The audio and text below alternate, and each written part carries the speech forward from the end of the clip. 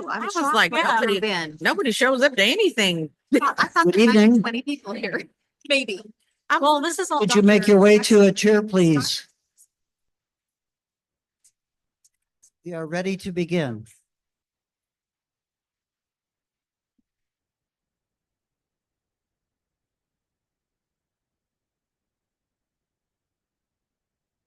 Thank you all so very much for being here this evening. We're glad you're here. I'll give you just another moment to find your place. We can settle in.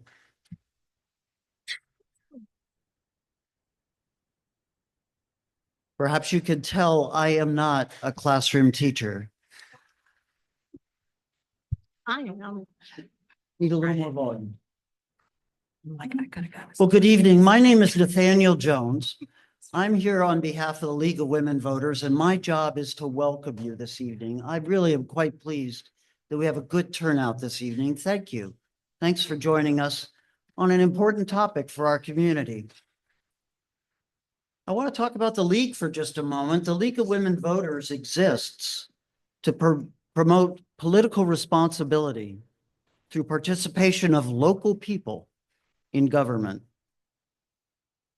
We in the League are not naive in our commitment to the principles of democracy, civic engagement, and the protection of constitutional rights. We are driven to ensure that government serves the public interest in an equitable and just manner. So to start this evening, I'd ask you to join with me to acknowledge and value the three tribal nations that are here in Thurston County: the Nisqually, the Chehalis, and the Squaxin Island people. These three tribes volunteer their time in local schools to ensure that youth learn about tribal history and tribal life today firsthand from the people whose ancestors have lived here since time immemorial. This evening, as we strengthen our commitment to equitable and inclusive schools, let us keep in mind the need to learn from local tribes in our schools and in the balance of our lives. Well, it is a true joy for me to be with you this evening, and I really have just one more thing to do, and then I will hand over this microphone. It's my pleasure to introduce our Madam of Ceremonies this evening, Erin Jones. Erin has worked, thank you.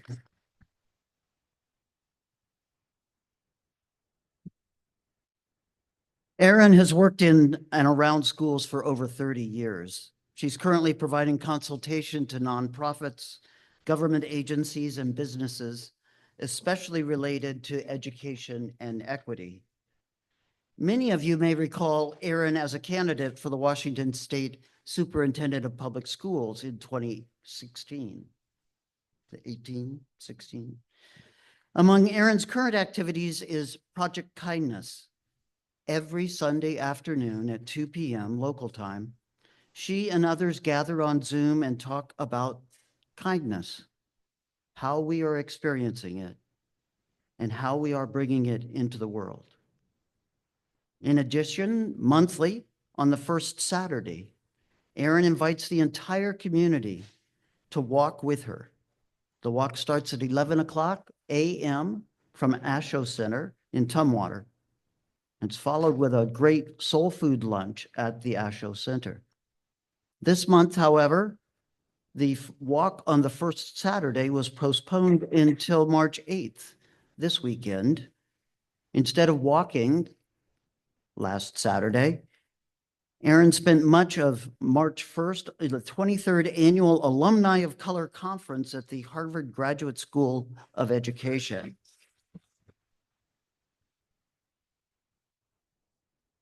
There, she led a breakout session on radical hope in the face of changes. So tonight, I'm asking Erin to bring a little radical hope to this gathering. Please join me in welcoming Erin Jones.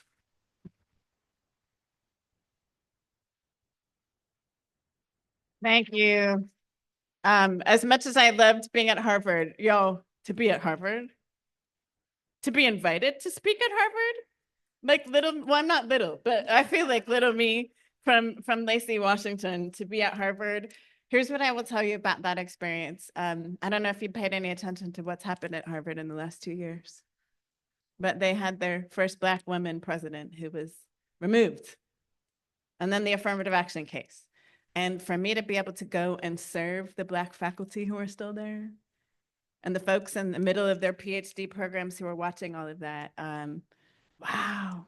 The best part of it was watching a bunch of Black and brown folks dance. Because they actually had a DJ. At every event, they had a DJ. And to watch 70-year-old women with double PhDs dance gave me joy. So tonight we're going to do some serious stuff, but I want to invite us that however you vote, however you're showing up in this space, I want to invite us to joy, love, and hope. Those are 3 things that I am choosing to move through with everywhere that I go. I got to spend the entire day at the Students of Color Conference in Shoreline. So we were way up there. Callie, my assistant, drove me. We had been on the road all day today. But we were up in Shoreline today talking with students and teachers all day. Joy is a choice. Love is a choice. Hope is a choice. And that's why we're here today, to talk about how do we serve all children, every child in this region. And so I feel honored that I get to be just 2 miles from home. I didn't have to get on a plane. I didn't have to drive very much of anywhere. I get to be with people that I love. All of these people up here are people that I really care about. The students I'm getting to know, but many of these folks, we have been working alongside each other for many years. And so it's such an honor to be with you tonight. So I want to acknowledge some special people who are in the room. We have some superintendents in the room. Can you stand up if you are a school district superintendent or an assistant soup? Here we go. Thank you. Thank you. Thank you for being here. Thank you. Do we have any other school district administrators in the room? Any other school district administrators that I missed? Oh, yes, Antonio Sandifer. Can't forget Antonio. Okay, then I would love to also acknowledge any of our elected officials who are in the room. Any elected officials who are in the room? Yay. Awesome. Thank you, thank you, thank you. Yes, so that includes school directors. So thank you so much. So we are going to kick off tonight with a conversation with our state leaders. And in case you don't know, I used to sit on cabinet for our state superintendent. And so have worked in these roles and alongside these folks for quite a while. And we are going to listen to them tonight, share a bit about their experiences and about moving the work forward that we're here for tonight. So we are here to talk about how do we ensure equity in schools for students. And so I have several questions, but I'd like to introduce our panel tonight. Dr. Hernandez-Scott. Dr. Hernandez-Scott is the executive director for the Professional Educator Standards Board. And just for those who don't know, part of the work of the PESB is making sure that our educators are prepared to serve in schools. So they help us determine what standards do our teachers need to meet. How do we make sure that we are educating our educators in the right way to serve students? We also have Tricia Lebuck, our brand new executive director for the State School Directors Association. And I've had the honor for the last 4 years of hosting and being the MC for their conference. So I don't know how I got that job, but I have adopted myself into the WASDA. And then we have Maria Flores, who was formerly the Center for the Improvement of Student Learning executive director. And what is really beautiful about Maria worked for me. And to be able to watch Maria for the last 15 years, I just feel honored because we worked in the same office together, and to be able to watch you rise has been such a gift. So I feel honored. She's like a sister to me and a daughter all at the same time. I know we look like sisters and mother and daughter, right? Anyway, so Maria Flores.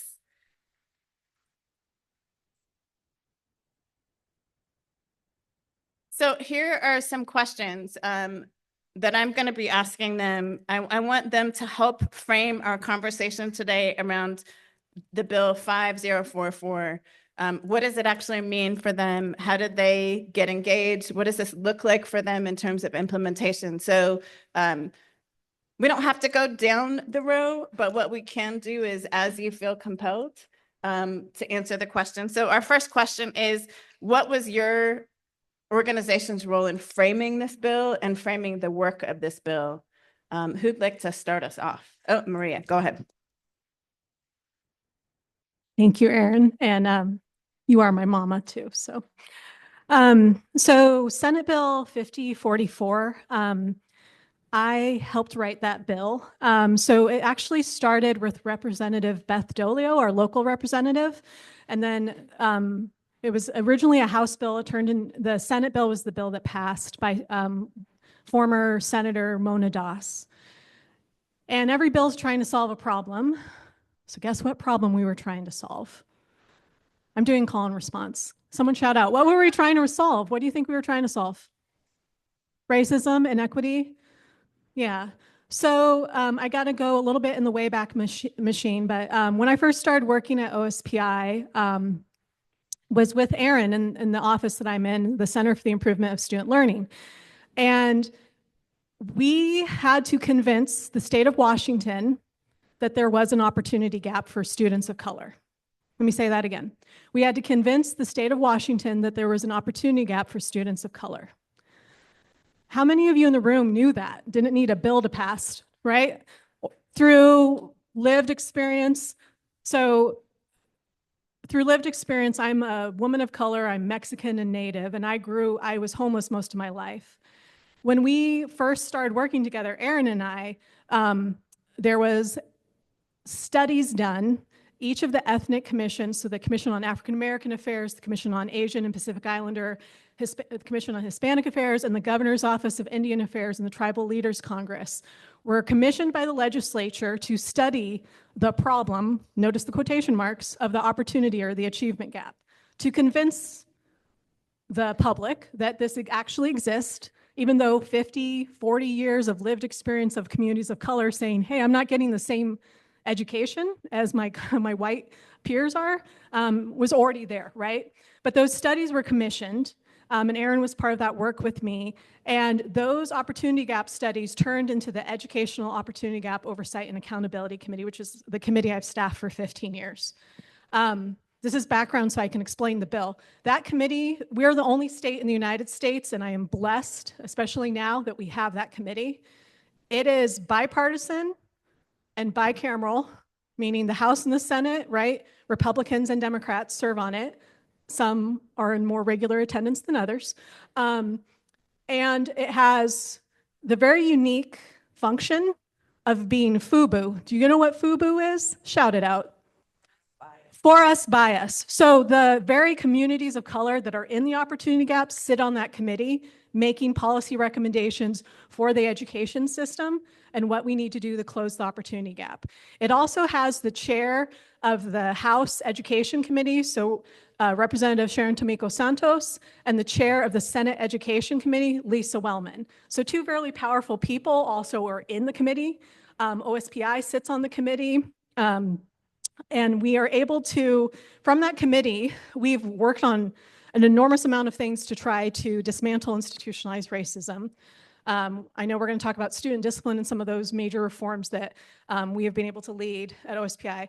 But the bill, the committee from the beginning was concerned, and actually in the legislation says that they have to give every year recommendations to OSPI, to the governor, and to the legislature and PSB and the State Board of Ed on strategies to close the opportunity gap. And in statute, it says that one of the things we have to recommend every year are strategies to increase the cultural competence of our educators. And so when this first started, we had some work that had been done to create some standards around teacher preparation programs, colleges of ed to prepare teachers. But there was no, I think it's fair to say there were not strong standards in that work. This bill came from the problem of lived experience of communities of color and of students of color where their teachers honestly were not culturally competent, not culturally responsive, sometimes downright racist. And the idea was that this is a mandatory expectation for how educators learn about teaching because you don't get to choose who comes into your classroom. You serve the student in front of you where they're at, regardless of their background, their race, everything, right? So we worked and made recommendations for 10 years before the bill got passed. And then this last bill was sort of the final culmination of all that work. And what it directed us to do, and I know Erica will talk about this, we revised the cultural competency and the DEI standards for educators. So every single teacher who graduates from a college ed program gets this training. But we didn't stop there. What about all the teachers that are already out there in the field, right? That was the other problem we were trying to solve. So now I've also worked on, we added those same criteria and the training to all in-service teachers, and that they are evaluated on it in their teacher principal evaluation. So not only are you learning about how to do this, but it is actually essential, it's an essential job, standard that you have to meet. And to stay in the profession and to get successful evaluations, you have to be able to demonstrate, not just talk about how you care about equity, but demonstrate through instructional methods, through the way that you interact with family and community, in your teacher or your principal evaluation, that you have met these standards. So that was sort of to address the whole continuum of it. The last thing I'll say on the bill, it was contentious. It was actually downright ugly watching the bill go through the legislature. There were floor speeches from members of the Senate and the House where they spoke about, and this feels like a bit of a premonition to where we are nationally, why are we trying to get teachers to do this? This is Orwellian mind control. Just very ugly statements. That's probably the one I can say in here, but they were saying the quiet part out loud, right? And I remember being in my living room at midnight, listening to a floor speech, because I'm a politics nerd, listening to Representative Santos very articulately say, this is how you teach. Like, putting it, if you didn't care about this because it was a moral issue or that you had an ethical responsibility to it, she put it in the language of, this is an instructional thing. This is how you were able to get a student to understand math. If you can't have a relationship, if they don't feel seen and heard and respected by you, they're not going to learn about exponents from you, right? She was able to help defeat that argument by reminding them this is part of what teaching is, and it passed. And that created the CCDI work, helped build some of that, but it also created the WASDA required training that now every school director in the state is required to be trained on these cultural competency and anti-racist civil rights requirements.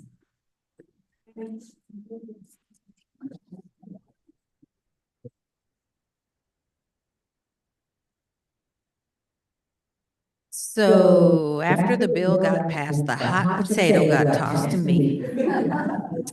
And if you can't hear from my voice, I'm not from Washington. I'm from Kansas City, Missouri, Midwest.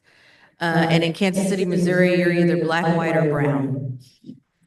And so we had it's several years behind the progress of Washington. But I grew up at a time, and I promise I'm going to get to the point. There's a story here that's going to wind around and answer the question.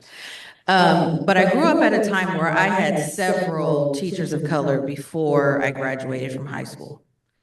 First grade, second grade, fifth grade, sixth, seventh, eighth, ninth. I went to a high school that had been the historically black high school. It's the only school the black community could go to. And when our district chose magnet programs, the black high school became the college prep high school. And so as it transitioned, we had black teachers, we learned black history. When I was in sixth grade in 1989, it was at every assembly, the presentation of colors, the Pledge of Allegiance, lift every voice and sing. So I had a powerful K-12 experience full of teachers of color and white teachers who understood where we came from and taught us well. And I've been chasing that since. So I became a teacher, fourth grade, second grade, instructional coach. And then I started preparing urban students for urban schools. Like, how do I help you love where you're from so you want to go back and make it better? And experiencing how difficult that can be, how heartbreaking it can be to feel passionate and hope about wanting to do something and then realizing, yeah, nobody really cares about your hopes and wishes. It was devastating. But I was like, what can I do about this? What master's degree can I get? What doctorate can I pursue? So when I ended up at PESB, having been in Kansas City, then Washington, then Tennessee, which couldn't get out fast enough, and then was like, no, I should come back to Washington and make a life here. I found myself a DEI hire. I was the program manager for diversity, equity, and inclusion, who just happened to have a PhD in teacher ed. So when 5044 rolled around, I was like, this is my jam. This is my content. I know how to do this, but so our agency was tasked with redeveloping standards from 2009. How do we update these and make them more usable, more actionable, more concrete so people could actually practice it? And that process was difficult because everyone cared a lot about every single word. And so, how do we do this? I was like, I got to get thicker skin. I'm getting yelled at by everybody. But really, like, we broke it down to ways of being, ways of knowing, ways of showing. How do we break this down so concretely that if you're like, I want to be different, I want to make sure that all the children in my class actually learn, here's something you can try. And if that doesn't work, you can try this. And if that doesn't work, you can try this. And so the process of it was arduous and mildly traumatic and scarring for me, but it was also quite democratic. So we developed drafts in the work group. Those drafts went out to focus groups. They went out in surveys. We heard from the public. They told us what was missing. They told us what was too far for right now. And they became cycles of like, hey, tell me all you're thinking. Let me try to organize it. Hey, babe. Hey. Is that all right? So we're trying to figure out how to make these usable enough for other people. And so we arrived at something that people could agree to after a lot of time. And then I had to partner with my friend Trisha over here. Like, we got to have alignment between what educators are supposed to do and what school directors are supposed to do. But then after getting, like, building out these standards, getting hate mail, get people being mad that they're too far or not far enough, and finally finding a place of agreement and consensus, I was satisfied in that we arrived at something we could work with. Not because the standards are the answer to everything, but the standards are a place where people could begin. So instead of taking the people at the leading edge as far as they wanted to go, I'm taking a critical mass of people and moving them forward. What was the minimum level expectation for being able to serve other people's children was raised. And we had to go through, now our processes are like, how do we deepen these? How do we continue to introduce, reinforce, and assess? Because the primary bulk of our work is with preparation programs. You need to show us that you're teaching these, that you understand them, that candidates can do them. And if you don't know, we'll teach you how. So that's really what that journey has been like for us so far. Did we mention all of this took place in 2020? You know, there wasn't anything else going on in 2020. So thank you for all being here tonight. It is really heartening to look out and see a full crowd. I really appreciate the engaged leadership and learning here. So WASDA got a hot potato too. We both got sent hot potatoes. For those of you who have no idea what WASDA is, and I wouldn't be surprised if most of you didn't, it stands for Washington State School Directors Association, and a school director is a school board member in Washington State. There are 1,477 school board members spread out across 295 school districts in Washington. And WASDA is a 102-year-old state agency that receives no funding from the legislature, FYI. And we really exist to do one thing, and that is to provide leadership training, inspiration, guidelines, model policies to help the school directors who govern the districts all around the state make the best decisions for children to be successful. We are sometimes successful in that, and we are sometimes not. WASDA has no authority over school board members. School board members are just like any other elected official in the state, the governor, the legislators. They can be removed from office two ways.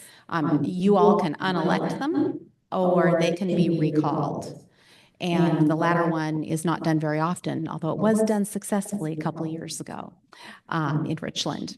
So really our role then, Dr. Hernandez and I spent a lot of time connecting our standards. So there are standards for school board governance, and really we focus on what does visionary leadership look like? What does it look like to provide effective governance? What does it look like to be an advocate for students and for education?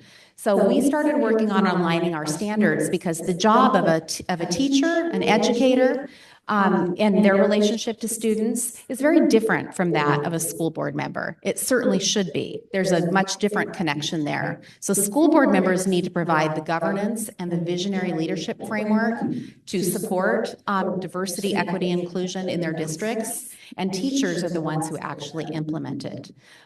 So WASDA has developed and delivered 5 DEI trainings. They run the gamut. They're provided virtually and in person all around the state every year. And they're really designed for the role of school board members. The most common comment we get from people who attend them, and we get some grumpy people attending them. First of all, it's not job embedded. They have another job. They're coming on their own free time. They pay for it because the state didn't provide funding for it. But the most common comment we get at the end is, this was really different than what I thought it would be. And I really learned some new things today. And we feel like that's success. Awesome. Okay, before we go on to the next question, I want to offer, you should all have index cards. Do we have index cards on all the tables? Yes. So as you are hearing things, if you have questions, we will have time for questions after they're done responding to their questions. If you have a question, I'm going to ask that you write it down. I'm just going to keep it real here. Can I keep it real? I do not allow people to ask questions verbally because too many people want to pontificate. So I'm going to ask kindly that if you have a question, that you write it down, and there will be time. There'll be about 15 minutes for them to respond to questions. As you have a question, if you write it down and pass it to the inside, we will gather those questions later. So everyone should have an index card. Please write your questions down. When we get to the end of this section, you will have the opportunity to ask questions. Okay. Next question. So obviously we are here in Thurston County, and I know not all of you are from Thurston County, but when you think about the people here who have joined us today, what are you hopeful for around this work for our community here? My husband, by the way, is the head football coach at Timberline. My kids all graduated from Timberline, so I love River Ridge and all that, but we are Timberline folks in my house. We bleed green and gold. But I care about this community, and so do all these people. What does this work, what do you see this work meaning for our community? How should we be supporting our community maybe differently? What are the things that this community can do to make sure that all the things that you've described actually happen in our schools across Thurston County? Anyone can start. Yeah, go ahead.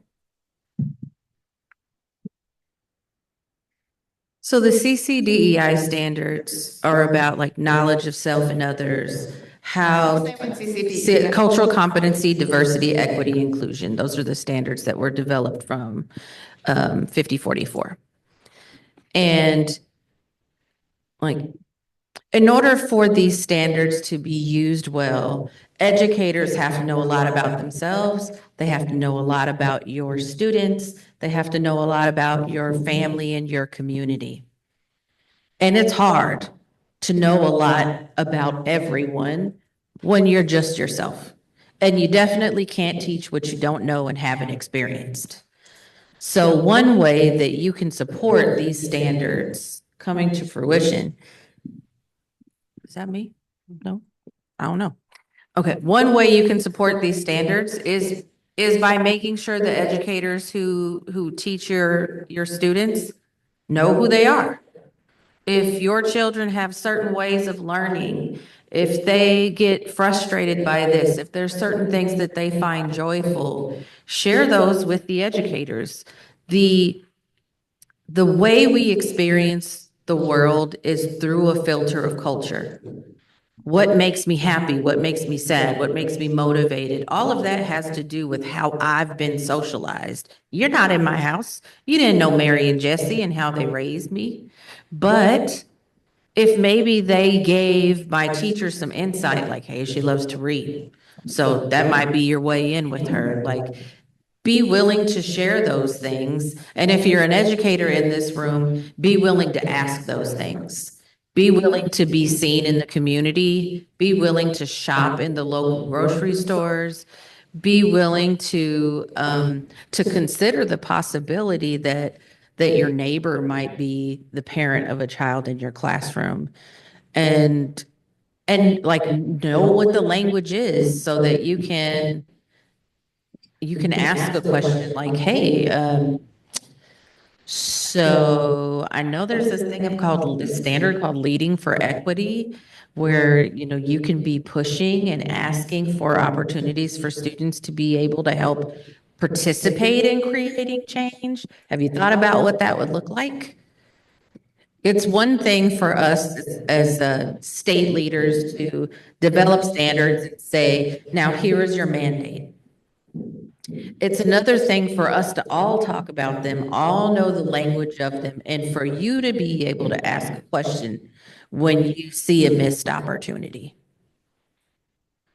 Because educators are supposed to care for every child. They are supposed to ensure that every single student learns. But guess what? They don't know how that works for every single child. They need some help. They have to be their own little scientists inquiring into your students. But if you were collaborative in helping them understand this is how you care for us here in this community. That makes a huge difference. If I had known then what I know now, I would have asked my parents to speak up more. I'm the daughter of an immigrant. They were not active in my school experience, not because they didn't value school, but because they felt like school was a place where they weren't welcome and they weren't educated enough to be given the teacher tips about what they should be doing. And that's too bad, because if there had been standards and encouragement, like, we have nicknames in our culture. Why do you keep insisting on saying everybody's government name? Call them by the nickname so they feel more connected. Like, you have the wisdom that can make a teacher's job more effective if you're willing to share and be an advocate for your child. I'm going to build off of that. You also have the wisdom to be a school board member. So taking it from that perspective, I spent almost 20 years being a school board member myself. There is no worse feeling in your stomach than when you walk into a room full of people. They're not there to tell you you're doing a good job. There should be people in those rooms encouraging school board members to do a good job, to advocate for all kids, to let them know what's important to you. So I really encourage you to attend some of your school board meetings. You can attend almost all of them virtually too, but those people who show up in person really make a difference. It's supportive of those school board members who are trying to make good decisions to have community members come in and say, here's what we would like, here's how we want you to represent us, and here's why it's important. So I really encourage you to do that. I also very strongly recommend you think about running yourself. Our boards, even less than our teachers, really do not represent the diversity of students in our school district, and they should, because that's how students get well served. It's like we planned it. It's a perfect segue. One of my other jobs is I'm currently on the Olympia School Board, and this is my second term. And when I decided to run for the school board, so first of all, school board members are volunteers, so you don't get paid for it, which ends up incentivizing a certain type of parent or community member, usually white, affluent, retired. If you look, as Tricia said, to who are the elected school board members in the state of Washington, it is not at all in any way representative of the students and the communities they serve. And I knew that. And I had to wait until my daughter was in high school before I had enough income and discretionary time that I could make the commitment. And I still struggle with the time commitment because it assumes a very old paradigm of what a parent is and what type, everyone can volunteer during the day, like a bake sale type of mom, right? That's never been my gift. I have a really serious job. I'm a primary caregiver. But the thing about being on the school board as a person of color is that I think that when I was elected Olympia School District, I was their first Mexican and Native board member. And I knew that. And so everyone in the room who's a person of color also knows what that means, because then you have to represent. Every single thing you do is scrutinized, which is good. I've been used to that my whole life, right? You got to be 3 times as qualified. What it meant, and I'm going to cry. You asked for hope. What it meant to go out in the community, and I'm talking to students, and I'm talking to educators like me. I taught 2nd and 4th grade and 8th grade on the Navajo Nation. It meant more than anything, and educators, for the emails and the meetings where I had a student come up to me and be like, this is the first time I've seen a school board member that looks like me or has a shared cultural identity. And just the way that we were able to understand each other, right? And of course, I don't know everything. It's not like I'm some expert on Mexican culture, right? But at the same time, there was just the being understood, the being known. Those students said to me, just the ability of the students, I mean, not even just high school students, little kids, right? Little 2nd graders being like, Miss Flores, Miss Flores, sometimes my teacher, she doesn't, when I raise my hand, she won't call on me. And then we would talk about it. Why do you think she doesn't call me? She just doesn't like me. I remember having a student being like, she doesn't like me because she thinks I'm brown and I'm too angry in class. I'm like, well, how does that make you feel? I don't feel like safe in class, and it makes me feel bad because I really like her class, and I just want to, like little tiny kids know what racism is, right? And they know when they're being treated differently. They don't always have the words to articulate it, but having that space to be a school board member where little kids would, I was safe to them, right? Where community members were safe to them. I will also say, in Thurston County, the thing that gives me hope, we have very different school districts with very different board membership, and some of that has been in the news. We have received death threats. And I will never, it's scary to get a death threat. I got a letter sent to me from Louisiana to my personal home address. It was because a parent group went on Fox News. And then it went around the world. And now suddenly people in Louisiana want me to die because I said every student has the civil right, their civil rights in school, and they deserve to be served. It's also that. It's backing up your school board members to know this is what being in a school board is right now. And it's why people don't stay. It's why people leave. And also, this is going to sound weird, but this Fox News report called Olympia the wokest school district in the district. And I'm like, we got a long way to go, but I'll take that as a badge of freaking honor, because you're damn right, right? Like, that was how I felt about it. I'm like, you're saying that to me like it's an insult. And I'm like, thank you. What I remember writing back to one crazy email and saying, thank you so much. And they were surprised because I thanked them for their horrible thing that they were sending me. And I was like, I will always stand up for the civil rights of our students. Thank you so much, as they insult me. And they, I mean, that made their brain like explode. And they're like, what do I do with that? I thanked them. And I was like, no, thank you so much for hating me so much and the work I'm doing, because I will always stand up for those students. What gives me hope is that I see school board members and school districts doing little tiny things every day where they push back or they stand up for students and their staff and their community. Little tiny bits of courage, big, huge public bits of courage. As community, we got to wrap those people in love, and we need to be louder than the negative hate voices and saying, that's why I voted for you. That's my student. And tell the story of your student, and don't let them silence it. Say, this is my experience of what it was for my African-American daughter to go to high school, right? They're trying to silence those experiences. Don't let it be silent. You have to, in the community, say it and say it over and over again, and don't get tired, because that's also part of it. We're getting exhausted, but this is a marathon, not a sprint. So support your local school board members and being able to hold the line and protect the equity and civil rights of our students. So that's a, thank you, Maria. So to close before questions, it's like you were reading my mind. I would love for the other two of you to end on what is your hope for the future as you think about this work. And then questions. If you have a question, send it to the middle. Send it to the middle. I think my hope for the future is that people will outlast the nonsense that is happening right now. That like, my grandparents, they lived through World War II. They lived through the Korean conflict. My father was not even a citizen and drafted into the Vietnam War. We've lived through 9/11. We've lived through all of these things, and we will live through this.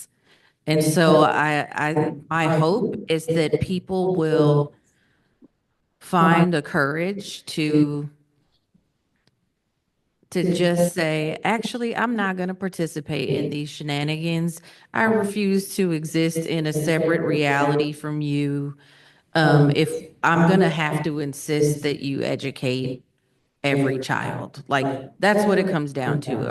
Are you, if you say that you believe every child can learn, then why aren't they? And follow that question. Well, what could we do? If not me, maybe if all kids can learn and the ones in front of you aren't, maybe they just don't want to learn from you on this day, at this time, in this place. Try something else. So I think my hope is that people will recognize that they have courage. My hope is that people will recognize that they can endure. We have endured. We will continue to endure. And that a huge piece of this work is like standing up and learning how to say no and mean it. No, I will not accept the state of things as they are. And then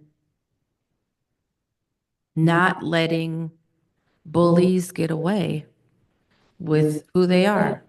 A bully is powerful not because they are inherently powerful, but because we don't do anything about it.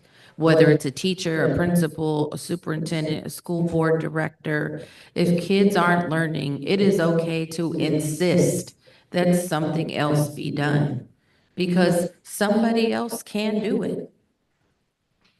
You might not have experienced it, but I definitely think that these things are less about what is written in the standards and whether or not we have courage to do something different than anybody else.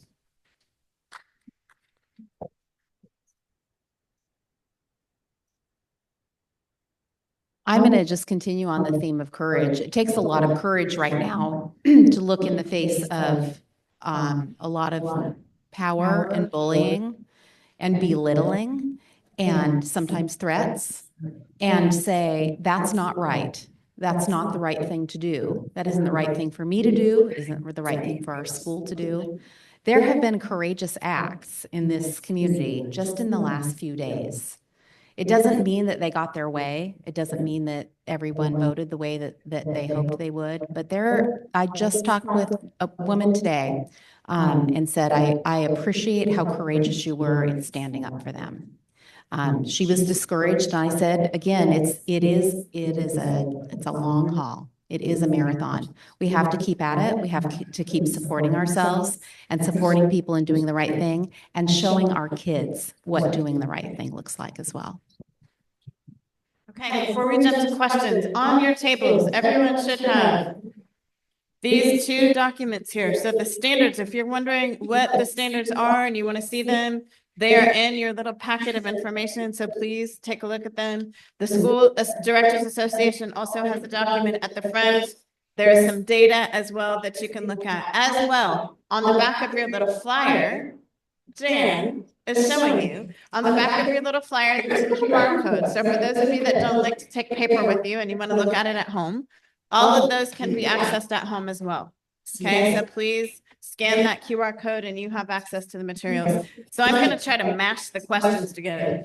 I'm going to be an expert middle school teacher and try to mash the questions. Categorize them. Yeah, so they're really, I'm going to turn it into two questions here. And one of the questions I'm actually going to ask students later. So I'm going to hold. So the person that asked about students, I see you, but I'm going to wait till the students are here. So for you up here, it's already been said, but I'm going to say it again as one of my mentors who's in the room said in their question, but there are two other questions like it. We have known this is a problem for a long time. For a really long time. I started teaching 35 years ago. We knew 35 years ago this is an issue. What, especially in the face of current events, our reality right now, what can this community do to make sure this actually happens? Because the reality is we put things into law, we put things into legislation, and it doesn't always change things. And so what can this community do to make sure that this stuff is implemented? And then the second question that is kind of a mashup of a couple different questions is, who is providing the training then around these elements and standards? For both of your, yep, go ahead. Just this past year, so our PESB is the regulatory body for all preparation programs in the state of Washington. And as you can imagine, that doesn't always make relationships easy. Like, we're here to check to make sure that you're doing the right thing. And one of the things that the preparation program shared with me early and often was we're smart. We have skills. We know things. Why don't you ask us what we know before you decide what we need? And so I was like, okay, how about we do that? So we did. So we invested resources into bringing in the Learning Policy Institute from California. It's led by Linda Darling Hammond, who's a world-renowned teacher, educator, and researcher. We said, let's learn alongside the preparation programs. Like, hey, you've got lots of standards. CC, DEI, social emotional learning, there's lots of standards. How do we bring them together so they make sense? Are you sure you really know what they mean? Have you, been out where communities of color live? Have you ever had friends that are different than you? And we brought all of them together to learn. One of the best ways to bring groups of together who appear to not have things in common is to learn something, to build a shared foundation. And we did that for a year with our preparation programs. We brought in examples, they asked questions. We're now establishing professional learning networks. We offer training for in-service educators. We didn't do it this past year, but for the previous 2 to 3 years, we offered free professional development on the standards so that no one can say they didn't know what it was, they didn't know what it meant. And we're cycling through it over and over again so that at some point we're introducing, reinforcing, and assessing depending on where people are in their career, and trying to find as many ways that a person can achieve the work and the standards, because all communities of color are not the same. Geography makes a difference, east or west of the mountains, how old the population is, whether or not your community is mobile or migrant. Like every little piece of context makes a difference. So there's no way for us to ever stop trying to provide an experience, because everyone needs a different one where they have their aha. But what we do know is that it really needs to be about an experience. We want people to be so transformed that they can't go home and do the same thing tomorrow. So it's not going to be a one-shot thing. It's not going to be take this quiz or sit for 3 hours here, or play around on this module and you've got it. There is no getting it. There was only working to do it for a lifetime. Like, I'm from Missouri. I had to learn how to be culturally I'm still trying, how to be culturally competent in the Pacific Northwest, because y'all are some passive aggressive people. And my mama taught me to speak clearly and direct. So I was like, cultural competence is not just about figuring out how to talk to Black people. It's about figuring out how to talk to people you don't know who are different than you, and you could never stop learning how to do that. So we have just lots of cycles of learning for people. Awesome. Just for the sake of time, Trisha and Maria, if you could give a really quick statement so we can get to our students. Well, you're in luck because I don't remember the first question. So the second question, answer to the second question is that we provide training all over the state, virtually, in person, a variety of different ways, lots of ways people can engage. Our trainers have a variety of backgrounds, from educators to former or even current school board members. More than half of them are people of color. We also provide a lot of choice in the training. So since school board members don't tend to want to be told what to do, we give them choice. And so if they're really interested in disparities, we have a training on understanding disparities. If cultural proficiency is something they don't understand, they can take that. We have one that's advancing inclusion through belonging. So we try to give them some agency in being able to choose the one that is most interesting to them. Ask for evidence. So talk to your school board members and your teachers and see evidence that they're doing it. You take the training, but also you can see it in your kid's classroom or when you're in a parent-teacher conference, in the way that they teach lessons, right? Way that they deny certain narratives or allow certain narratives in the class, or different ways of knowing. I think the community holds our systems accountable. So ask for evidence, and not like in a give it to me, that doesn't always work, although you can do that. But now that you got the language, you're more informed so that you can go in and be able to say, I noticed that you did this lesson all around. I did this with my own daughter, a lesson where they were going to talk about the tribes in the area. And my daughter wanted to share about our tribe, and my daughter got shut down. And so I just kind of engaged with the teacher to say, I really appreciate, I did a compliment sandwich. I really appreciate that you're trying to teach about the tribes in the area. Compliment. I'm concerned that my daughter wasn't able to activate her prior knowledge, that's teacher talk, and share her learned experience in class. I think that would have benefited all of the class, so she could say, well, this is what we do in my tribe. It's not taken away from the tribes in the area, but it was just a way for her to engage. And for the kids in the class to know there's other tribes than just the ones in the area. And then the teacher was like, oh, okay, I didn't even think about it in an instructional way. And then I ended it with a compliment. Not that you got to be nice, but it works for me to do it this way. And I was like, I can see that you're trying. And I would in that case, I was like, I'd volunteer. I'll come in and I'll help you. I'll bring you things. Because when you're a teacher, you're overwhelmed. If you want, so that you could include that. When I did it that way, the teacher was like, oh my God, thank you so much. And she received it. And then we were able to have a different conversation. And then my daughter was like, damn, Mom, thanks for standing up for me. And I was like, well, but it's also all the kids in the classroom to learn this, right?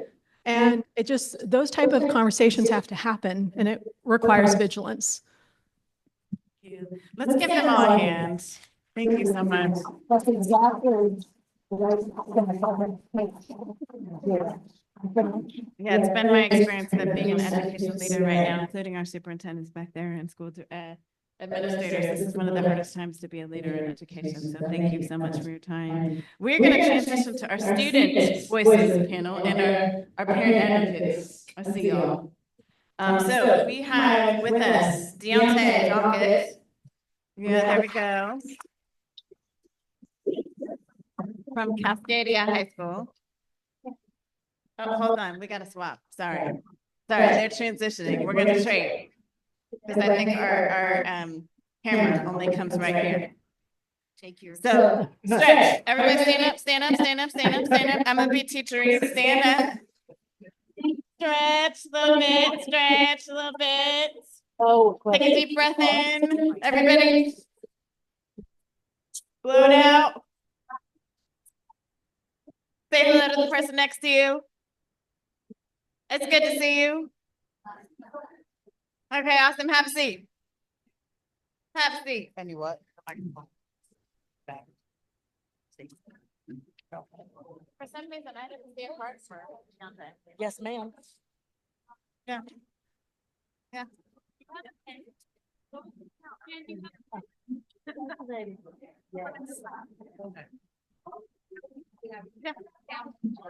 Okay. If everybody could have a seat again, let's get started just so we can get these students and hear from them. So we have Deontay Dockett, who is from Cascadia High School in Tumwater. It's an alternative school in Tumwater. Thank you. We have Gabby Palmer right here, 10th grader at River Ridge High School. Right down the street here in North Thurston School District. Then we have my sister, Sharice Rhodes, who is a parent advocate for South King County Discipline Coalition. Came a long way to be here tonight. So thank you, Sharice. And then Portia Phelps with Team Child. And I'm hoping, Portia, you will share a little bit about, I have worked with Team Child, but it'd be great for them to know later too what Team Child does. But we're going to start with our young people. And I just want to offer to you all, having worked with the legislature, having worked with school boards, having worked in school districts, our students' voices are so powerful. So if you were wondering, how do you change that? It's right here. It's listening to our children. It's listening to our children. So thank you, students, so much for being courageous and being here tonight, because your voices, you are the experts of your experience in a way that we can't be. So we welcome your expertise. Okay. So I love these questions, and I hope everyone will listen and take notes, because I think the answers that you get from these, especially to our educators, are really important. So I would love to start out with either Deontay or Gabby. You can decide when you hear the question. Describe for us a time when you felt a teacher or other staff really saw the unique person that you are. What behaviors did they exhibit, and what has helped you in your experience as a student to feel seen and heard? And I often say, sometimes it's not the classroom teacher, sometimes it's your counselor, sometimes it's the front office person, sometimes it's the lunch person. And so I'm curious for you, who is that person, or is there a type of person for you that you felt really seen and heard, and how do you know that person sees and hears you? So make sure you grab a mic too. So go ahead. All right. I just feel for me to know that a person like fully listen to me and I know they understand me. It's like you have eye-to-eye contact. You sit and then you just listen, and then oh yeah, my fault. So yeah, eye-to-eye. All right here. There you go. All right. All right. So I feel like for me to know that like you're truly listening to me, it's just like have eye-to-eye contact, you responding well, and you just like be there. Hi guys, I'm Gabby. What I feel like I totally agree with you with what you said. Most of the times when teachers make me feel seen and heard, they're not like classroom teachers. They're counselors, there are club advisors, there are lunch ladies. They're very sweet and very kind. I personally feel like I feel seen and the most respected is when they let me express my emotions, my feelings, and my culture in a respectful way, but also they don't diminish my feelings or try to silence me and make it feel like, oh, my feelings are just nothing, or to just put my feelings to the side. Like, I really, for example, my teacher, Mr. Parker, I'm in his class is the RJC at Riveridge. It's Restorative Justice Center. It's Restorative Justice Center. That class and him as a teacher, he's an amazing teacher. He's really helped me become a better person. And he's helped a lot of his other students become better people because he really teaches us about a different things like emotional trauma, physical trauma, mental trauma, and different ways to communicate. And he's helped us learn empathy on a whole entire another level, which I really do love and appreciate that he's done that for us. So can you pass the baton down to Cerise? Cerise, I would love for you to thank both as a mom and a shout out to your daughter. I see. Could you talk to me a little bit or talk to us about, as a parent advocate, when have you heard your own kids talk about where they felt seen and maybe where they haven't felt seen? What does that look like and feel like as a parent listening to your child? Okay, so first I have to do this little shout out. So with South King County Discipline Coalition, our whole aim and mission is to eliminate the school to prison pipeline. For me, that is hard work because of the fact that my son was in that track. So like, just imagine 6 years old, first grade, first time expelled, first time in handcuffs. So my whole thing is that not to happen to my daughter, right? So the other mission or vision that I live to, or I try to aspire to be, I love working with youth, right? And my whole motto now is preparing our youth for the world as I prepare our world for our youth, right? So I just want to say that first of all. Now, when my daughter first told me this story about she felt like she was invisible in classroom, I thought it was, you're not holding your hand up enough. You're not asking enough questions. You need to be seen. I did not know that people did not see the value in her as I felt the value in her. So it wasn't about her holding her hand up. It wasn't about her speaking out louder. It was people didn't see her value. My daughter also is on the spectrum, and sometimes she's a little prankster. So when we had COVID and I got to sit in the classroom with her, that's when I first experienced what she was talking about.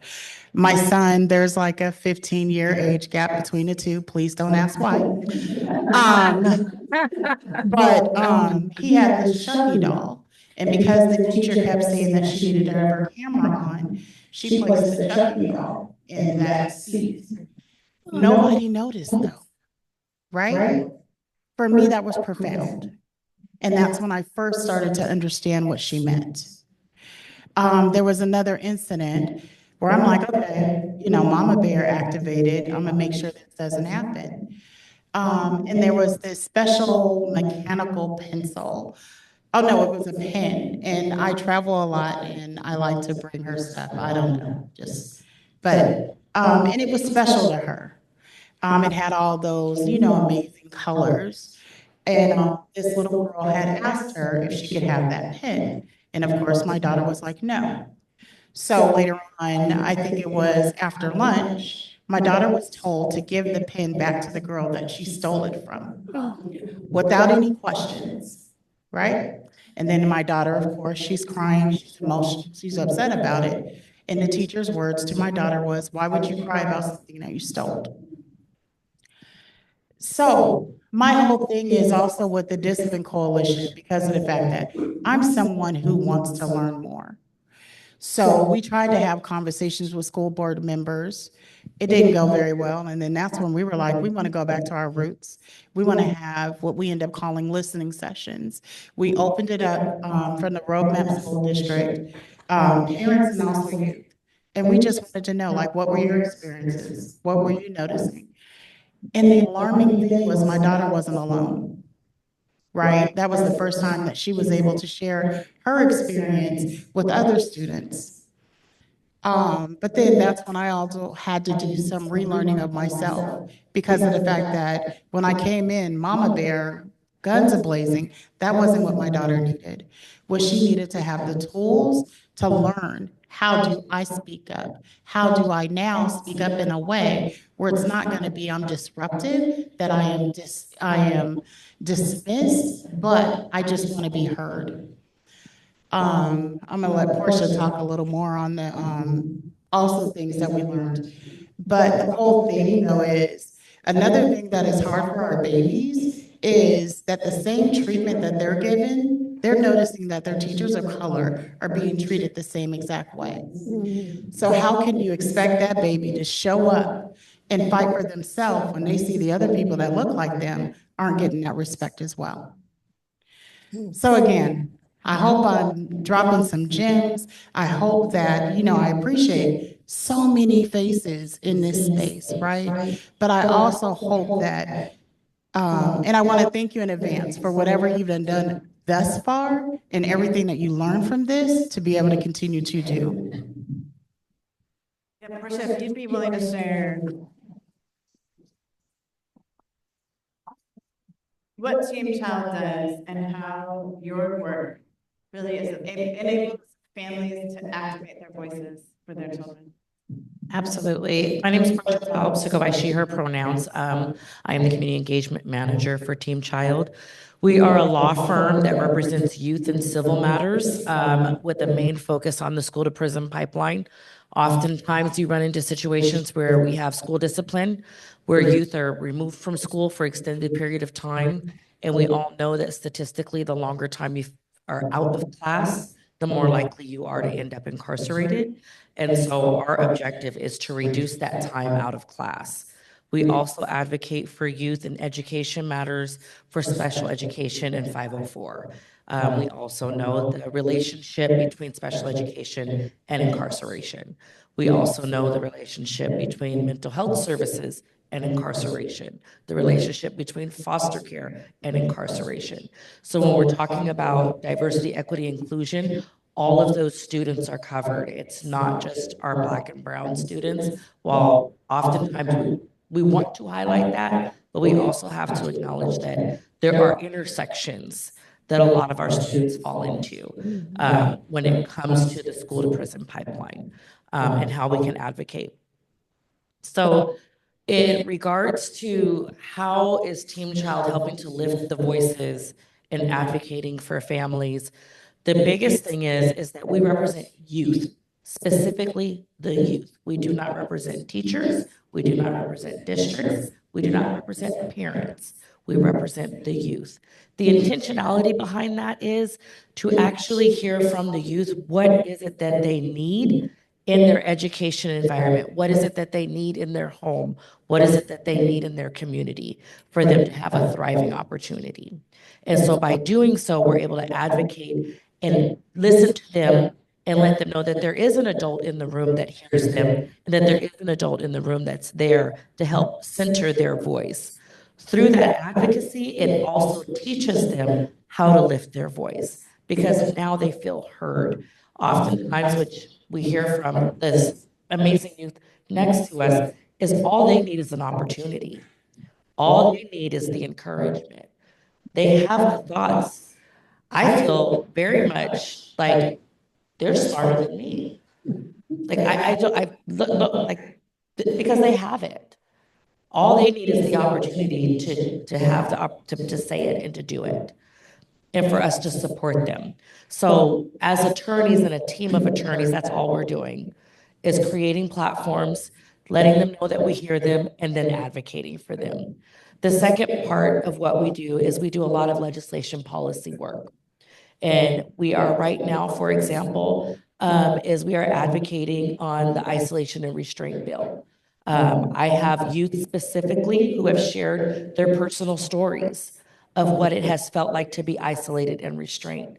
Sharice shared her story of her son that was handcuffed. We have students that are not returning back to school because of these very situations. I spoke with a student that I have in Kennewick who hasn't been to school since they testified on behalf of the isolation and restraint bill because they were insulted and targeted by their teachers. So it's amazing we have a room full of people that are here to drive and want to be a part of the change and want to hear about how they can be a part of the change. But we have to remember that that change, we have to take it out of this room and bring it home with us, bring it to the classroom with us. Thank you so much. Thank you. So I'm going to take a personal privilege here because I know we're supposed to shift to Q&A, but I have a couple more questions I want to ask of just the students. And then I'm going to ask you here, if you have questions for the adults who are on the panel, I would encourage you to ask them at the end, personally. And here's, because I'm a mama bear, I'm going to ask you to not ask these questions. And I'm going to ask you not to approach the students afterwards and ask them pointed questions. I'm going to be a mama bear here. I want to challenge you to take the questions you have for students and ask them of your own students in your own community. Okay, so I'm going to protect these two, but we have a couple questions that are prepared that I want to ask them, and then I'll ask one general question to finish. So for the students, how important is it for you to see adults who look like you in your school spaces? How important is that to you? All right, so for me, it's very important to see people just like me, but not just as in like the color of my skin, but also like my character and please are people who are in places in life where I want to be. And so it's like me, I want to be. Oh yeah, my fault. I'm a young entrepreneur or whatever, and so I would like to see business people around me. It's just because I'm a fiend for knowledge. Yeah, I can't really explain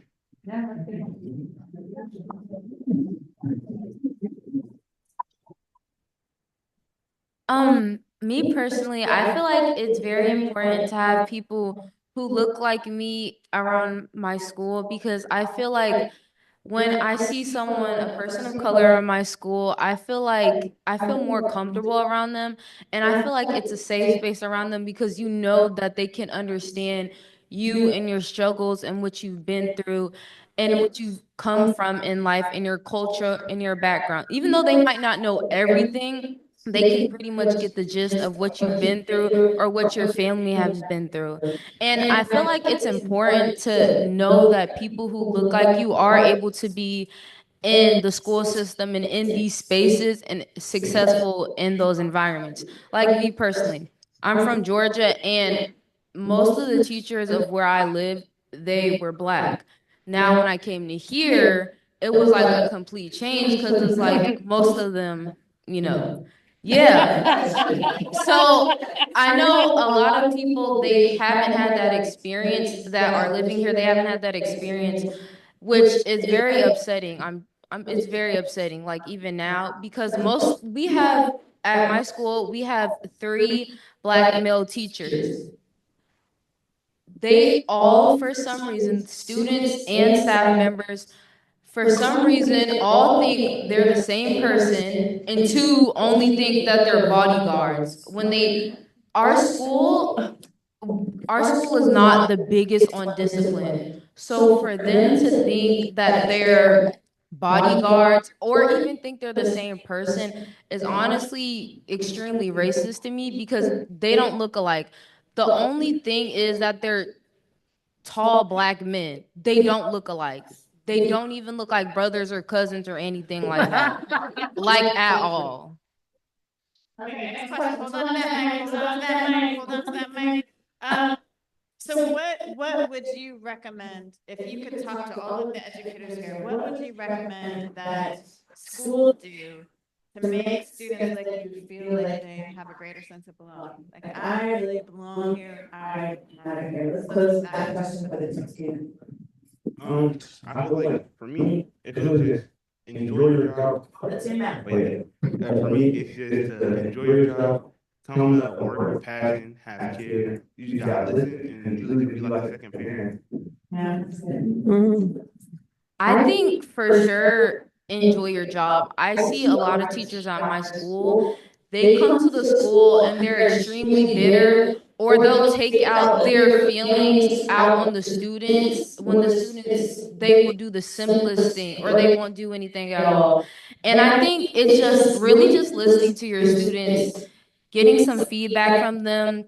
I know a lot of times adults tend to just think that they know everything, so they don't want feedback from students when really they really do need feedback from students so they can see how they're as a person and as an educator. I feel like that's a big thing that I think you guys should implement, because a lot of students, they feel unseen and unheard, and when different racial issues and just issues in general happen in the school and students don't feel like they're comfortable enough to go to an adult or go to an educator, it's because we feel like we don't have that comfort or that safe space in our school and in our school system.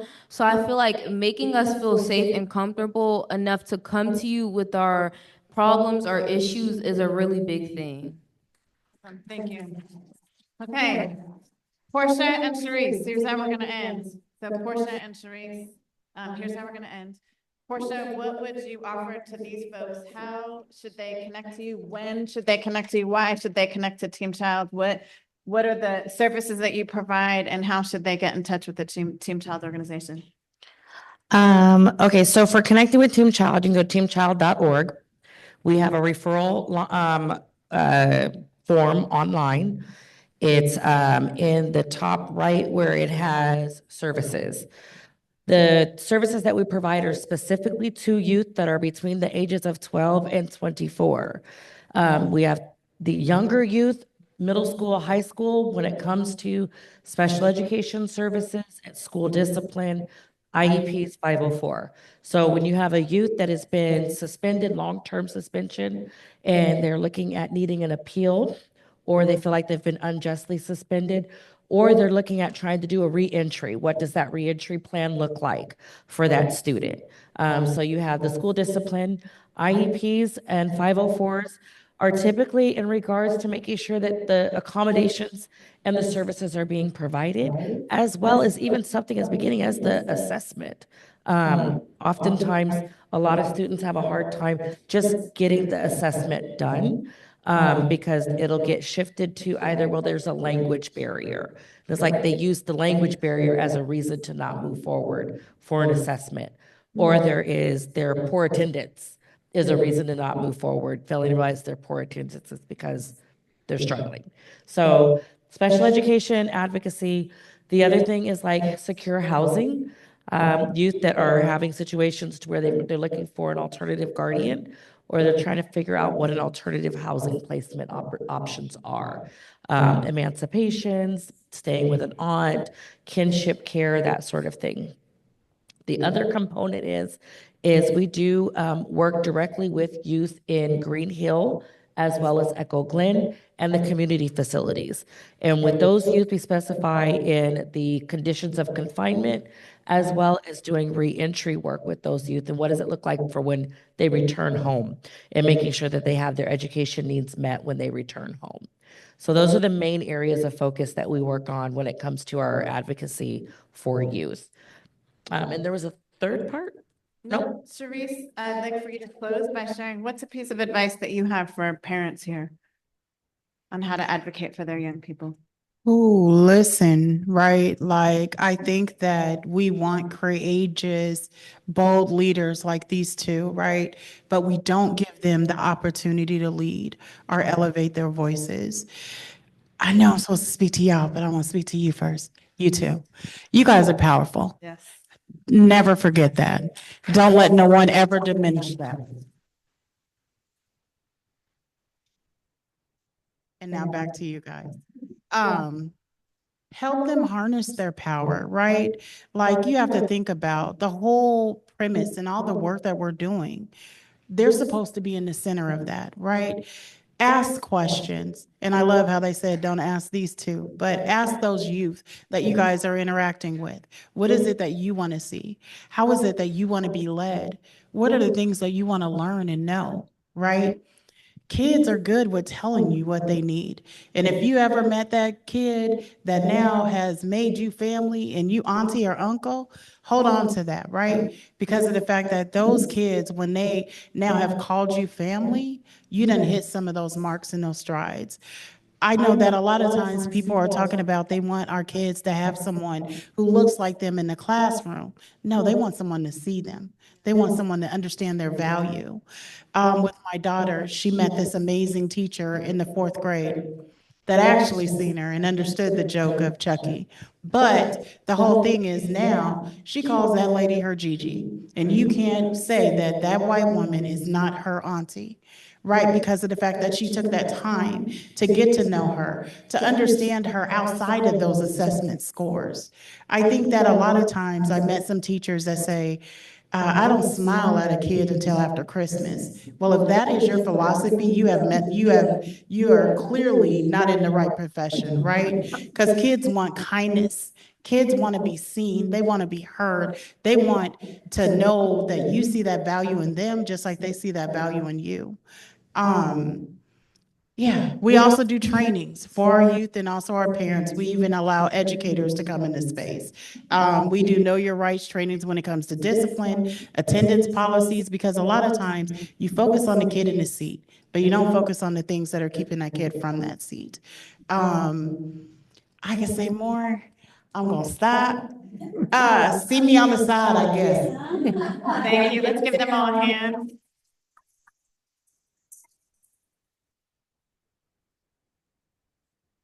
Now, I do want to clarify with these students, please give them shout outs. Like, please tell them they were awesome. I just don't want you interrogating them afterwards. Okay? Please don't do that. Don't do that. Interrogate grown children, but don't interrogate them. Just tell them they were awesome. Okay? I want to close up tonight by reading the last page of my book, and I hope this is what I hope to leave in every space. Stay grateful for every encounter. Stay curious about those around you. Stay learning. Don't be paralyzed by not having the exact right answer now. Keep moving and speaking and disrupting and investing. Keep being and building the bridges we need to heal us. Do you see me on the track? I'm running in front of you, behind you, alongside you, reminding you when your lungs burn to keep going, reminding you to keep your eyes on the prize. Run through the finish line, my friends. You've got this. We've got this. Thank you all so much.